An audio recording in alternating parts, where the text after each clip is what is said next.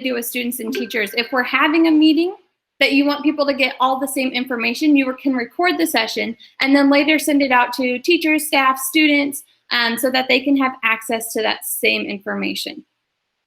And when you're another good thing, sorry, Jess, for cutting you off, but another good thing about when you record, it doesn't just record your video, it also records the messages that are being sent at the same time. So if you want to do any sort of like formative assessment or icebreaker or something like that, then you can do that. Your kids respond in the messages, and then at the end, you also have a record of that. So. Mm-hmm.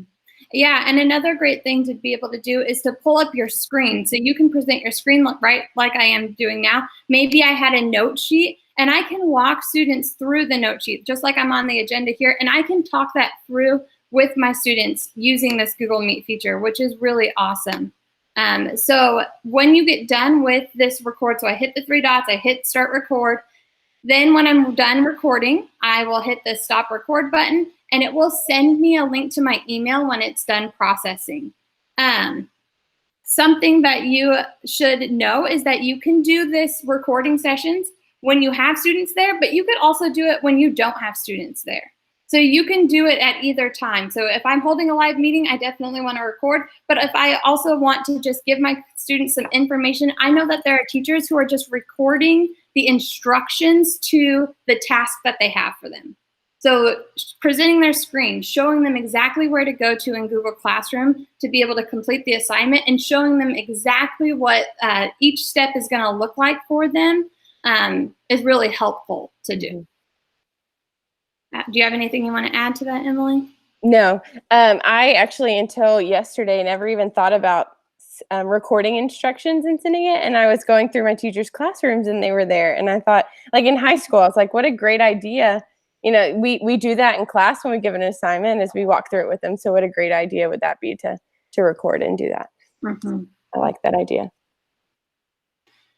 So when, so like I said, it's going to send you a link to the recording when you hit stop recording. It's also going to create a folder in your drive that you can access the video as well. And then whatever learning platform you have, you can take the link to that and then send a link to the video.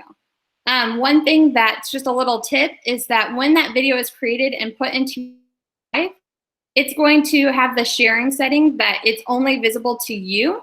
So you need to change those sharing permissions so that they're visible to everyone. And I can show you really quick what I mean by that, because this trips people up. This has tripped me. I think I tried to do that. Didn't I try to do that with you yesterday, Emily? Yeah. And I didn't share the video.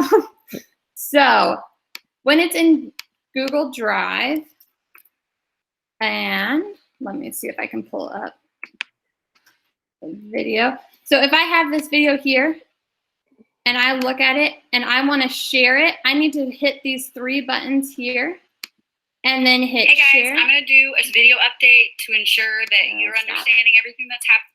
And this is one of my teachers who made a video update of the instructions. So she walked them through exactly every step that they needed to do to be successful. And she said that on the first day that she assigned the kids the task like 2 weeks ago, and then on Wednesday, she had 3 kids have completed that assignment.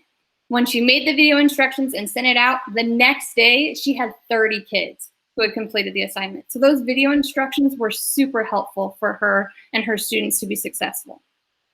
So to make sure we have that sharing permission, we're going to hit the 3 dots. We're going to hit share. And then you want to change this so that anyone with the link, and you're going to change it and copy this link. Because I'm not the owner of this video, it doesn't have the down arrow, but if you're on yours, you'll see this down arrow here, and you'll be able to share and change those sharing permissions.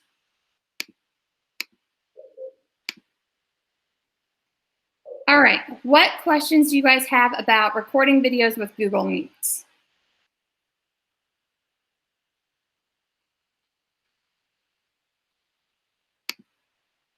Cool. If you guys do have a question or you think of something, feel free to drop it in the comments. Ah, yes, Ms. Garcia. Ms. Garcia, you can unmute yourself if that's easier. Yeah, it's a lot easier. Sorry. All this. So what happens, like, I know there have been some situations where kids are not leaving the meeting or something like that. I'm hearing stuff like that. What happens in that kind of recording situation? And like, what if like we didn't stop the recording, or like, you know what I'm saying? Like, has that been an issue at all with that kind of thing? So I think, and to help me understand a little better, so you're saying you are holding a Google Meet with your students, and then students are getting back into the Meet? Yeah, does that affect anything with recording it and being able to have a good recording to put on Google Classroom? No, from the recording standpoint, you're going to just start the recording and then stop the recording when you're done. Okay. But to alleviate that joining and stopping of the kids getting in, if you create a nickname for your Google Meet session, that's going to prevent them. And then you end the session and you hit that red end button or the red call button. That's going to prevent kids from getting back into the session. Okay. I've just been hearing all sorts of crazy stuff about it, and I'm like, I don't know. Like I have teachers asking me questions about it, and I'm like, well, that's what they say that you're supposed to be able to do, but they're saying something about, I don't know if it's that buffer 5-minute period that I heard about, like it takes 5 minutes or so for it to catch sometimes that you ended it, and that they can still kind of be there for another 5 minutes or so. But I don't know what the situation is completely.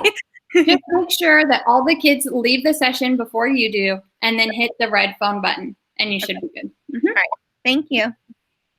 All right. And then I think, Dr. Fineglass, you asked if we prefer Google Meets or Zoom. When with students, we definitely want to use Google Meets because of our privacy settings. That's a much, well, Miss Jackson can talk about it if she wants to, but when working with adults, I personally do prefer Zoom just because it has the breakout rooms. It has some more features that we can control, and I enjoy using that one. Personally, from a user standpoint, I don't have a preference either way, but I push all my teachers towards Google Meets just because of the age restriction is 18 or older, and so I don't want my teachers to get into any legal issues. I know my principals are using Zoom with their staff, and then I just had conversations with them of make sure that we are giving examples of what we want our teachers to do with our students, and in that case, it would be Google Meet. So I tend to just stick with Google Meets. And from a recording standpoint, I don't know, Kara, how much you've done with the recording on Zooms. Yeah, Do you want to talk I've done both, a little of both, but this is a debate we've had from the beginning of which one should we be using. We've gone back and forth on this. Zoom has published some K-12 kind of guidelines, but their guidelines state that you must have parent permission in order to use Zoom with them. And so we don't have parent permission to do that. So really our teachers should not be using Zoom. I don't know also if you've heard of the hacking that has happened on Zoom and the Zoom bombing is what they're calling it. And so that's people being cussed out, somebody jumping into a Zoom, cussing people out, not clothed people. So we really highly recommend Meet for kids. In Meet, it pops up if somebody from outside our domain tries to join. Of course, that would happen right now. Outside of our domain tries to join, then it pops up for the teacher and says, hey, this person wants to join your Meet. Do you want to allow them or not? And you can say no to it. So it gives a piece there for that as well. But Zoom doesn't have, it doesn't allow for our students under the age of 18 to participate in it. So recording wise, they're the same. They're very similar. Very similar. 6 one, half a dozen another. I mean, both pretty easy. I do like that Google Meets just emails you that link and then it goes directly into your drive. Like I like the features of it. It's pretty easy. And if I'm just talking about wanting to record an instructional quick video, I love Google Meets because it's so easy to do and it pops up right there for me. And if you guys have more questions about Google Meets, ask us, put it in the chat. But I want to show you another one, or Emily, you could walk us through Screencastify. Because it's super easy to use, and I like the features because it's kind of leveling up a little bit, allows you to do a little bit more editing, and it's going to show you there's some different features on it that are awesome. Yeah, so Screencastify was kind of like our old original way of recording our screens. The OG way, yeah.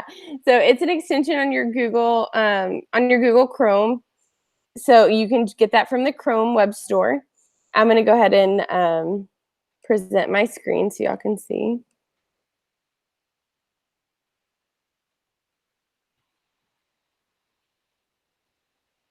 I'm gonna go in real quick. All right, so up here on my little toolbar, I have the Screencastify extension, and when I click it, it's pretty simple. It does lag when I'm recording on Meet and trying to record on Screencastify, so give me just a second. One of the things about Screencastify is that it only has a 5-minute limit right now. There is a way to upgrade it, and we can talk about that in a second, for free right now, but Screencastify isn't to record an entire lesson. It's going to be little snips here and there, so maybe like explaining an answer or giving those instruction videos, things like that, but it does have a 5-minute limit. When you click on it, you have the option to record your browser tab, your desktop, or just your webcam. I like doing my desktop, that way if I get out of that browser tab, it doesn't mess up my entire recording. And then I can also embed the webcam down at the bottom of my screen as I record. It'll record my screen, and then it also records me talking, so my kids can see my face as I'm doing that. And I think Jessica just added the extension. Yep, I just put the link to the extension. One thing you should know is that you do need to be in that Chrome browser to utilize. Yes. I know there's Safari or Internet Explorer, Firefox. So we're going to be in the Chrome browser, and then you'll go to the Chrome Web Store, but that's a direct link there. It's also on the agenda. Yeah. So once I'm ready to start recording, it pops up and asks me if I want to share my entire screen or just the application window. I typically do my entire screen. And then it'll count me down, 3, 2, 1. And what I love about it is I have this toolbar down here at the bottom, and it gives me the option to highlight my clicks. Okay. So I can turn on my highlight clicks, and now wherever I click, it's going to put a red dot around it, a big red dot. And so now my kids can see what I'm doing. When I say, oh, you're going to click here, there's going to be a big red dot around it.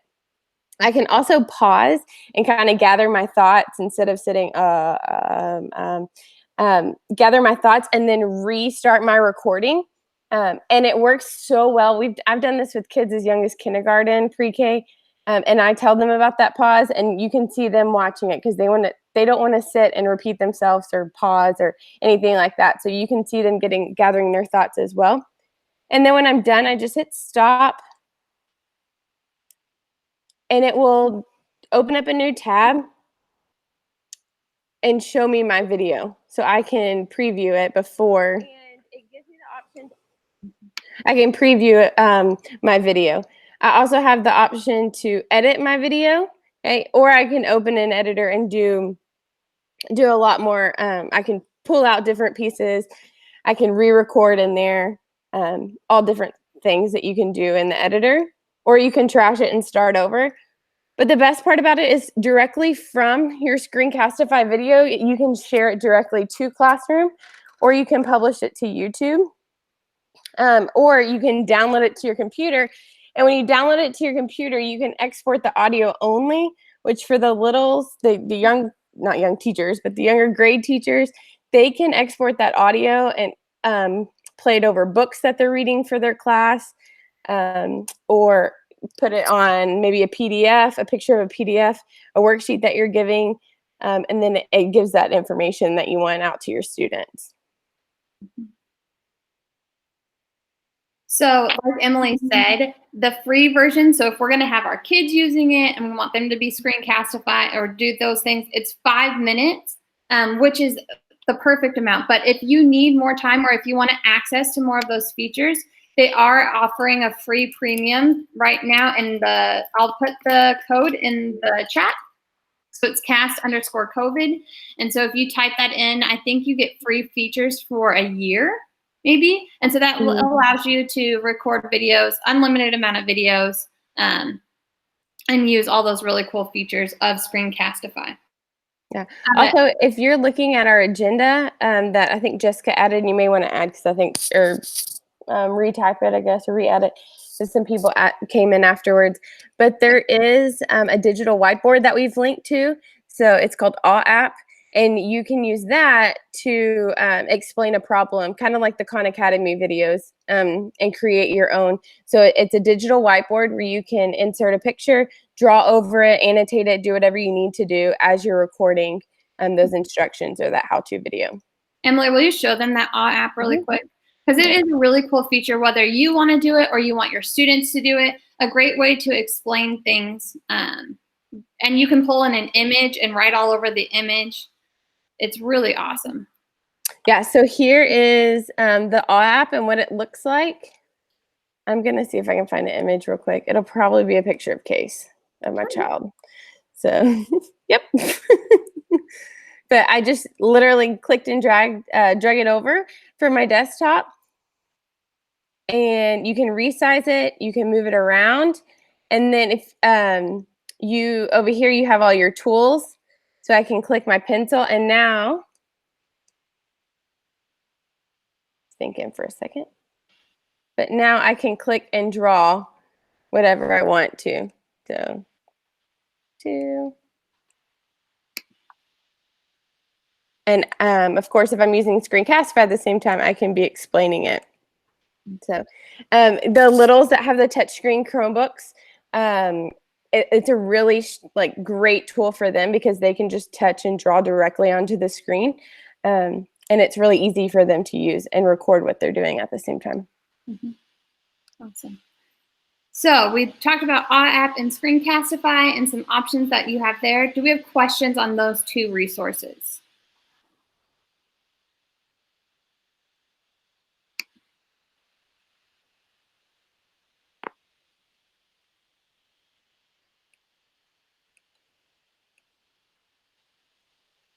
Okay. All right, then the next one we're going to talk about, and this is again kind of twofold, you recording videos, but also your students recording videos. And it's another old tried and true one, Flipgrid. We kind of heard about it a lot when it first came out, and then people didn't talk about it as much. And now we're talking about it a lot again because it's a really great, easy tool to record videos quickly. And so I'm going to go ahead and present my screen really quick. One of the other things I love about Flipgrid is it's also an app on Androids and iPhones. So the kids that may or may not have their own Chromebook or their own desktop. And then modeling for them and having them actually communicate through some of the tools that we have. Mute yourself. No, I'm just kidding. There's some norms here that I know. So if your kids are sharing Chromebooks or desktops or whatever, they can download the Flipgrid app and they have access to that. And so it just kind of expands our accessibility for our students that have, a bunch of siblings at home that they're working with or sharing with, or a parent that they're sharing with. So this is Flipgrid. You can pose a question. You can do it, whatever you want to get your kids talking. And another thing what we like to do with Flipgrid is to record videos of instructions or give kids model of what we're expecting from kids, and then get kids recording their screens as well with Flipgrid. So this is one I had done a while ago. It was, would you rather? I gave my kids a picture, which one would they rather have, and then had them record their answer. And so this is a great place to come and do that. When you sign up for Flipgrid, it's going to give you different grids that you can post to. I did different classes here, but you can just post for one grid for your class. And then you can, I'm going to do tests. Now, one little tricky thing about Flipgrid, make sure you do the school email that they join by since they're doing remote learning. And then when I click next, just make sure it says @mesquiteisd.org because the Google account is required, so we'll have our students log in that way.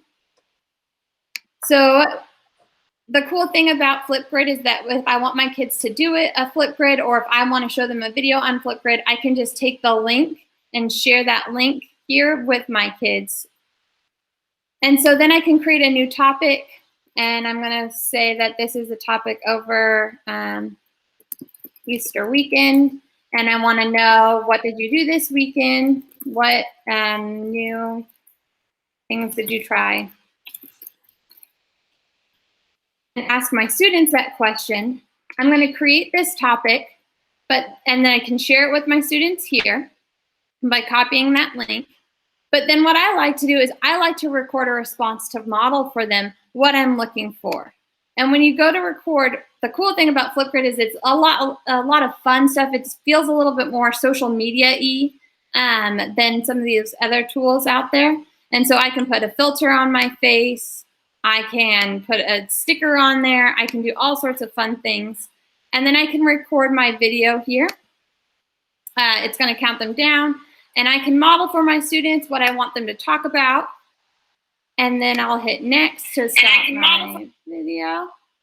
I have to take a selfie, and this is something that you're going to want if you want your kids recording videos. You do need to tell them to do this part, because what we're finding is that kids do that first piece, and then they exit out right here, and it doesn't save their videos.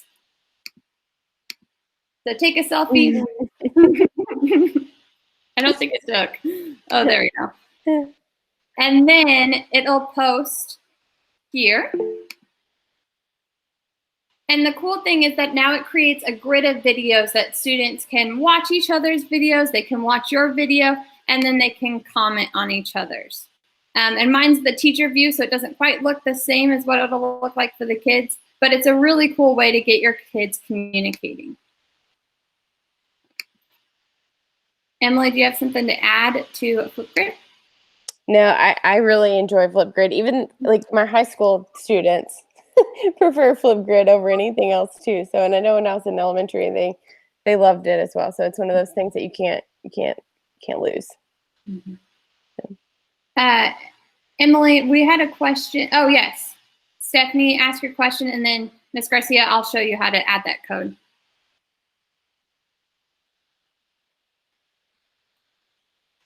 Stephanie, if you want to unmute yourself and your kids don't have to download the Flipgrid app. They can go through Chrome or Safari or whatever Internet Explorer, whatever internet browser they're using. But if they need to, then they can download the app and use it that way. So you have two options. Mm-hmm. Just like Google Meets, you can do it online or through the app. Because sometimes we find, like, if we're using Screencastify or different browsers like that, if they're using a tablet, it can be difficult to use something like that. Flipgrid allows really easy usage for our students. Yeah. All right. And then, Emily, did you put your code in for Screencastify yet? No. Okay, can you mirror your screen so we can show how to make you premium?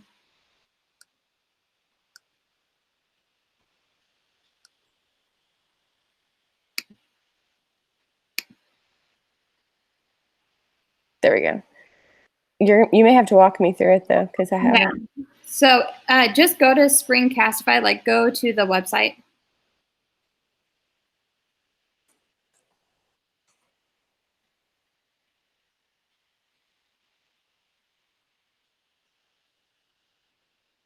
And then go to pricing. And then hit show educator discounts. And then hit unlimited. That gets started there.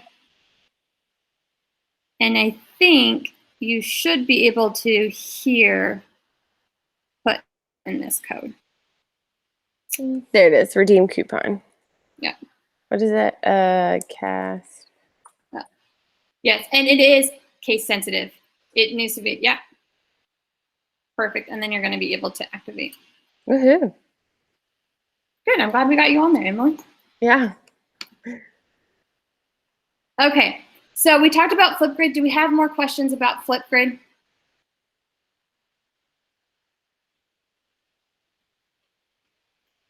Okay, so if you do, just type them in the comments or pop in. Emily, do you want to talk about Padlet? Yeah, sure. So before Screencastify and Flipgrid, there was Padlet. I used Padlet before there was Google Classroom for my kids to turn in their work on their iPads, my first year of one-to-one. So needless to say, I do love Padlet. I love Padlet. It's easy. It's also an app as well, or web-based, either one. It's also in 29 different languages. So our kids, like I was at Canada when I taught, and I had a kid that came over from the Middle East, and all she spoke was Arabic. So we had to use Padlet. She would turn in her work, and then it would translate it into English for me. So I love that, taking away those barriers from your students. It's also very collaborative, and there's different choices now that you can make, but you even have the option to create a mind map on there, or like a KWL chart for the littles. Just a lot of different options that you can do when you get in there. And then also what I love, it supports any Google file type. So you can upload anything from your Google Drive. You can upload Excel spreadsheets, PDFs, Word documents, music, YouTube videos, I already said music, but literally anything. And then there's apps, like I said, for your iPhone and Android. And then the kids love it because not only is it private, you can make it private, so it's very secure for your students, but they also have the option to change backgrounds and colors and things like that. So it's not just a website, a white website, but you can make it fun for the kids to use. So I'm going to go ahead, and I kind of went through the wine Padlet here, but I'm going to go into Padlet and show you what I've done. Can y'all see my Padlet screen? Yes. Okay, cool. All right. So these are all the different Padlets that I've created. I do think they limit you now to just a few Padlets. But when you go into a Padlet, the students use,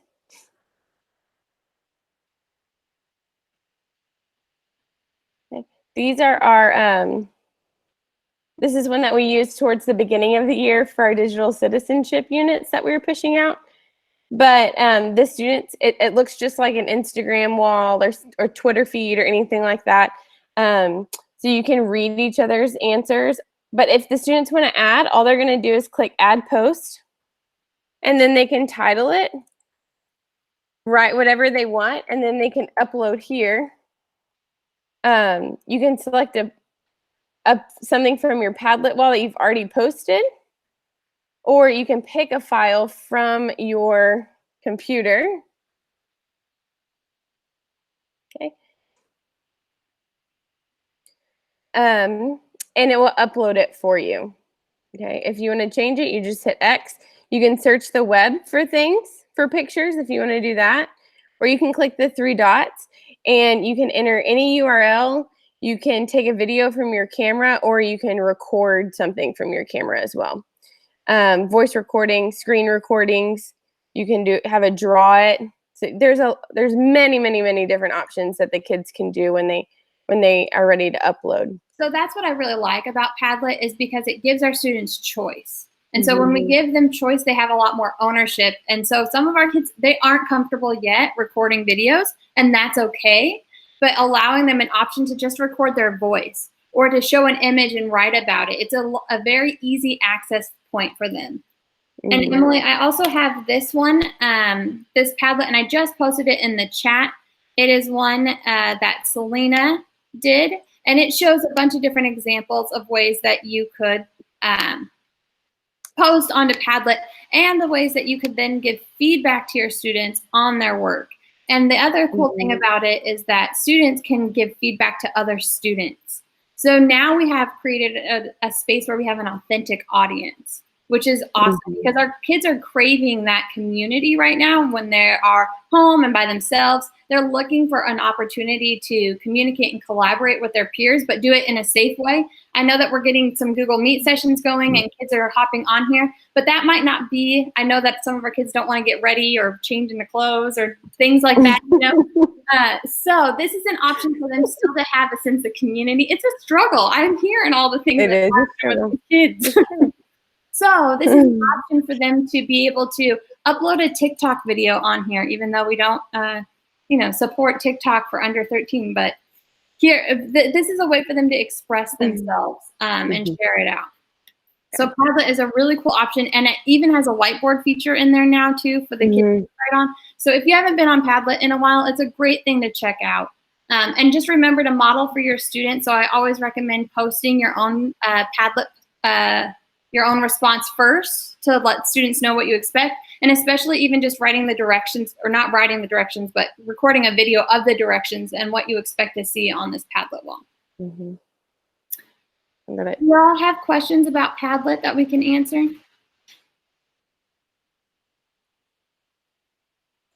And like I said, Padlet does limit you to a number of posts that, or a number of walls that you can have. But through your settings, you can also clear that wall and change your question and anything like that. So if don't let the limit scare you, because there are ways to work around that. Mm-hmm. Can you talk more about the translation stuff? You were saying that it translates stuff that kids put in there. Yeah. So it's going to be in each individual settings.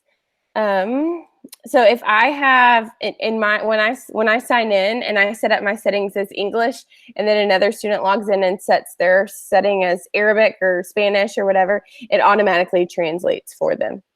So Okay. it's not like a translate button that I can swap for you, but it's going to be in your settings, in your account settings. Okay, awesome. As an ESL teacher, that's a very helpful thing. Thank you. Yeah, you're welcome. That's awesome. I didn't know about that either. Yeah. Yeah, I had to learn real quick when someone came and spoke Arabic only, because my ESL teacher only spoke Spanish. What other questions do you guys have?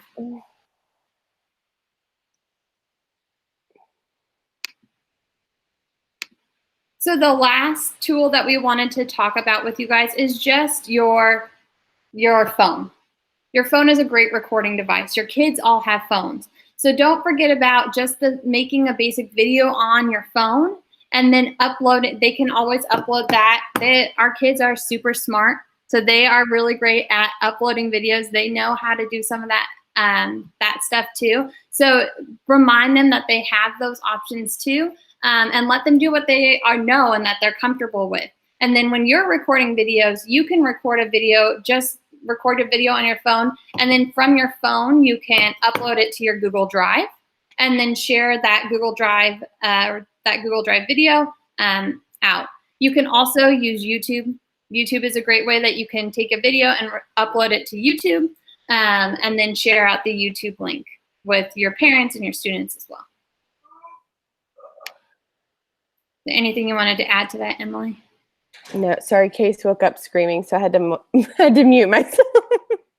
So, but no, I mean, anything, like we said before, anything that we can download an app or use our cell phones, I think opening that accessibility to our students right now is going to be the most beneficial thing. There are, like Google Meets, that's an app as well. There are things that we, of course, can't get around unless they have a Chromebook, and that's why our districts open that up for them. But I do love just all the options of being able to give our kids the world. So yeah, so just remember to give your kids options and then over-explain everything. So create those little 2 to 3 minute video instructions, and wherever you're having your students do the work, post those instructions there for them to watch so that they understand their expectations, because they're craving that. They miss that guidance, and we just threw them into remote learning and said, here you go. And so parents are stressed, students are stressed. So anything that we can do to ease that a little bit is super helpful. Yeah. So I think that's all that we had for you guys, but we're happy to answer any questions that you might have about recording videos, whether that's you just personally recording the videos or having your students record those videos.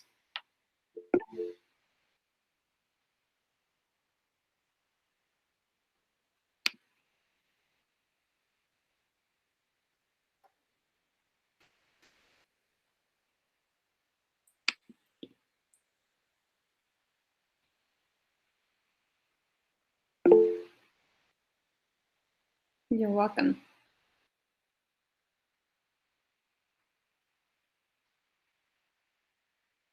And if you don't want to ask Emily or I, you can definitely reach out to your instructional technology coach as well. They're happy to help you too if you want to work through something specific or you have a question next week. And then we also have office hours at 9 a.m. and 1 p.m. every day that you can hop on and get some help too. Yes, Miss Donovan, the app. If you want to unmute yourself, you're welcome to, and we can talk about that one. Hey, is there a way to like screenshot pictures of like math problems and put in the app? Yes, absolutely. So if you are on, what device are you on, Ms. Donovan? What type of device? Laptop. Is it a Mac? Yes. Okay, so if you hit Command-Shift-4 all at the same time, you can screenshot that, whatever your image is. It's going to bring up, when you hit Command-Shift-4, it's going to change your cursor and it's going to look like a dot with 4 lines coming out of it. Yes. Okay, and then you can click and drag and it's going to screenshot your picture. Yes. And then it's going to save that to your desktop, most likely. Okay. And then, Emily, did you just click and drag that into the app? Yeah. So then you just took the image and you clicked and you just take the image from your desktop, click and drag it into the app, and the image will be in that whiteboard space. Oh, perfect. Awesome. Thank you. Yeah.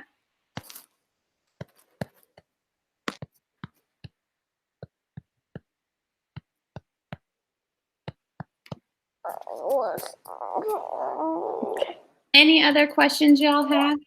If not, feel free to come meet us at our office hours at 9 and 1, and we'll be sending out the link to our professional learning. I think Debbie Simpson has been doing that for next week.